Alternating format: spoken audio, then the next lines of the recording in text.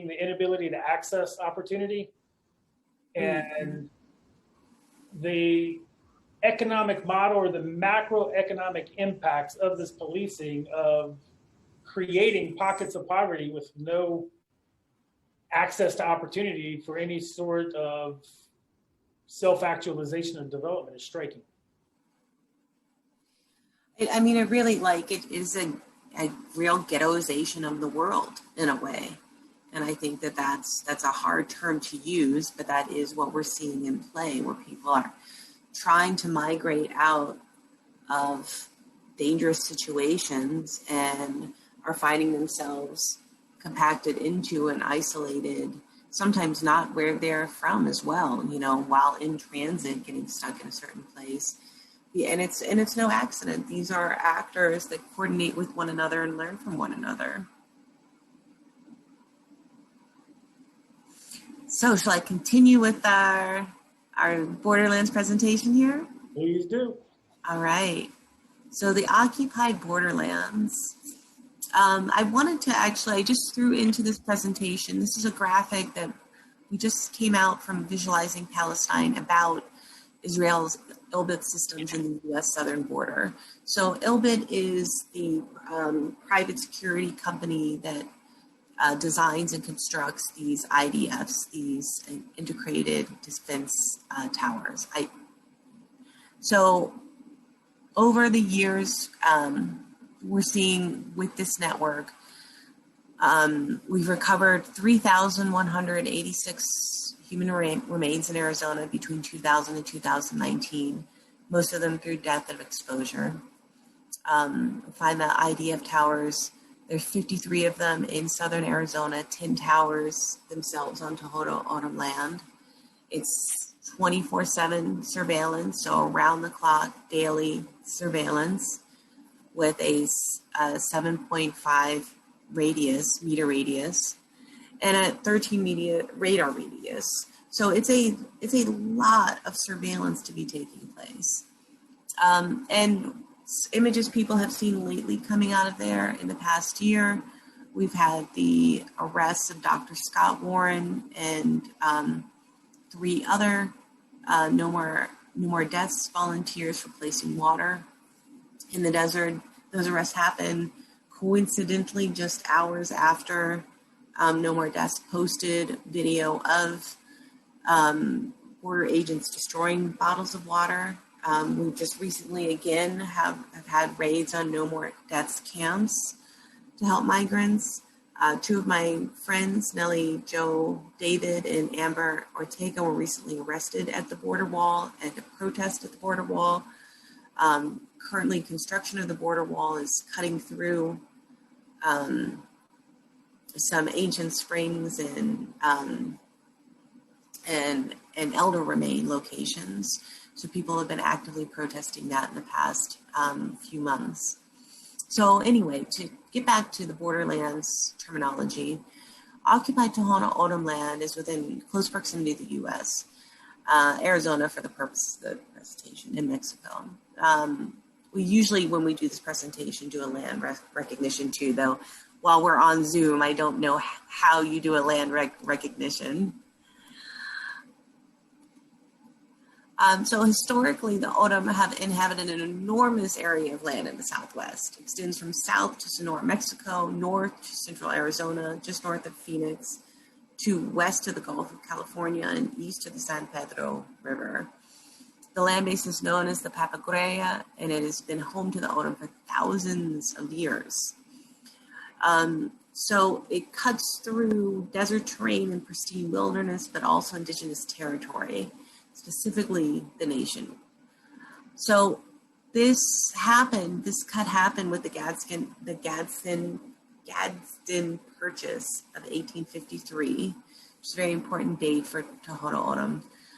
So they literally got cut in half with 10,000 members. Today, 10,000 of its members live in southern Arizona and another 2,000 down in Mexico.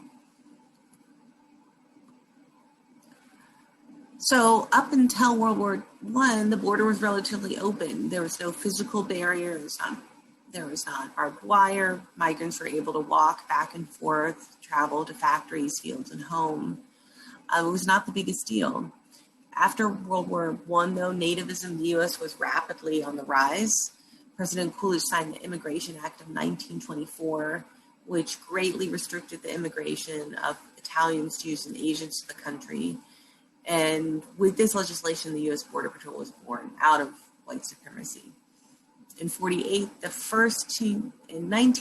the first chain link fence to go up on the border in Southern California, using recycled material from Japanese internment camps. Great history there. So Border Patrol, the parallel story to all of this is the criminalization of migration. The history of the legal status of migrants begins in 1910, where you have one big string of basically legal migrants. But over the 20th century, it diverts into something increasingly criminalized under the 1924 Migration Act, which lowered quotas for non-white Protestant countries.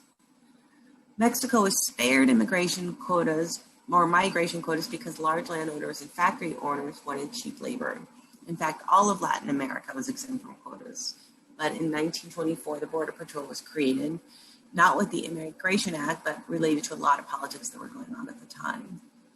They became responsible for deciding who and who wasn't allowed to enter the U.S. legally, and there was a series of laws that criminalized the whole stream of migration.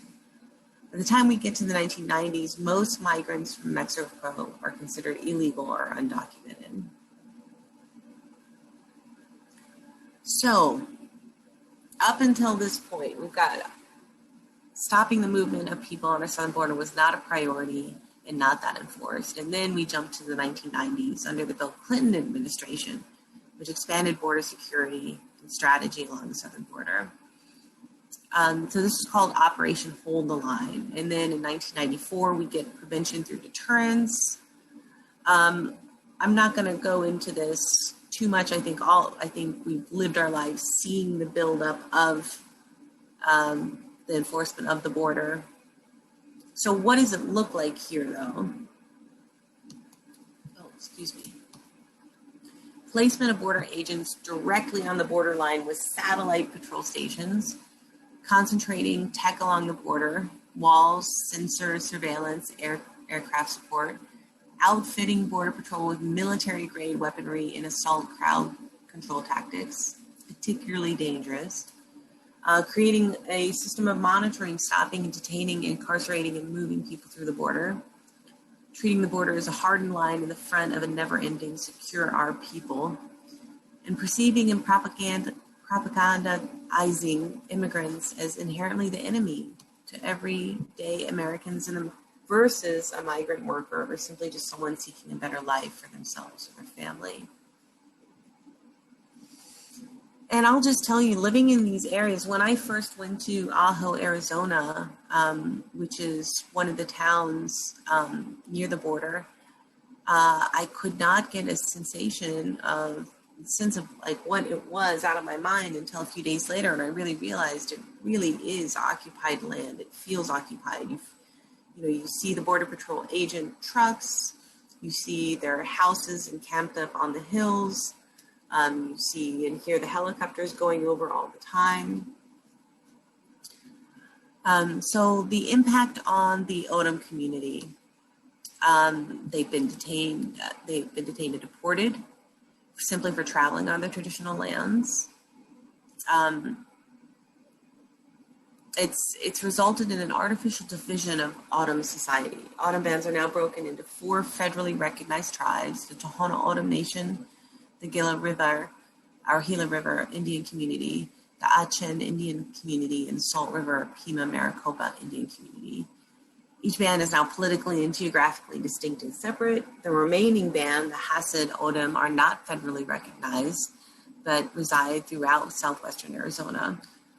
All groups still speak the Odom language, which derives from the Uto-Aztecian language group, though each group has varying dialects. They'll tell you it's hard to, as a lot of people know, it's hard to hang on to their native languages. So Border Patrol, it's getting into the subject of Border Patrol, we're getting into the subject of white supremacy, and I think this is where when we talk about the militarization that we see in the U.S., you know, looking at it on all different levels, and when we look at the Black Lives Matter protests that have happened recently, and you've seen how the Border Patrol has been deployed to those protests as the federal agents who are whisking people up off the streets. And in Arizona, this was no surprise for us to see, because we're used to seeing people whisked up off the streets by Border Patrol. So some points to get across about the wall. It has not helped with the amount of people crossing illegally. That number has been falling steadily regardless. It's not about safety. Undocumented immigrants commit less crime than native-born immigrant citizens. I'm just going to leave that at that. I think people watching this presentation agree with that. It's not about drug trafficking. According to the U.S. Customs and Border Protection statistics, 90% of the heroin seized along the border, 88% of the cocaine, 87% of the methamphetamine, and 80% of the fentanyl in the first 11 months of 2018 was caught being smuggled at a legal crossing point. So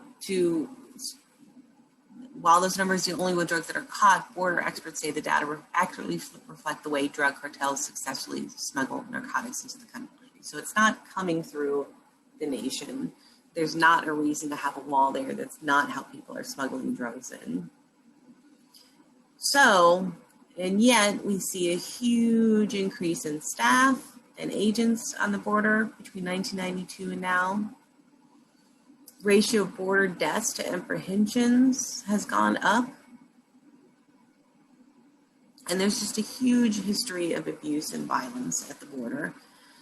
This is something that is not unfamiliar to communities in other nations that have to live around our U.S. military bases.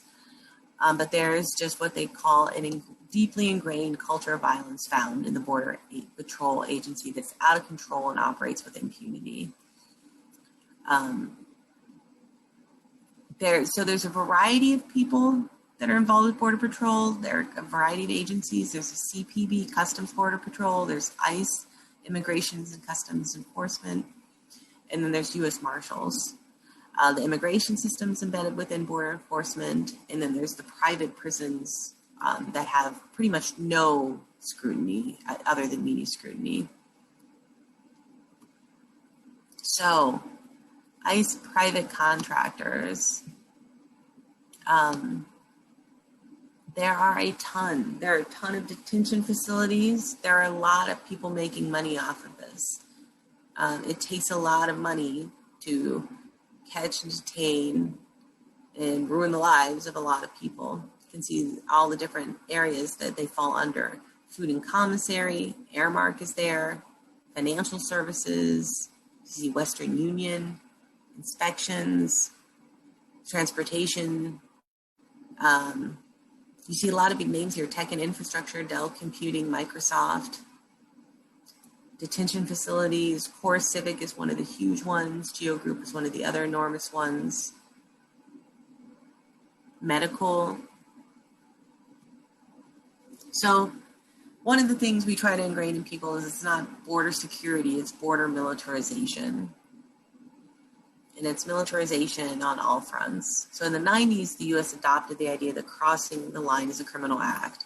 Post 9/11, the U.S. adopts the idea that crossing the line is an act of war or terrorism, which is a very important distinction, right? It's a crime and it's terrorism. So how many terrorists has the border and customs caught coming through? Has border and customs caught coming through the border? Zero. Zero people were murdered or injured in terror attacks committed on U.S. soil by special interest aliens who illegally entered from 1975 to 2017. Excuse me. However, 7 special interest aliens who initially entered illegally have been convicted of planning a terrorist attack on U.S. soil. They entered illegally from Canada and jump ship at American ports before the list of special interests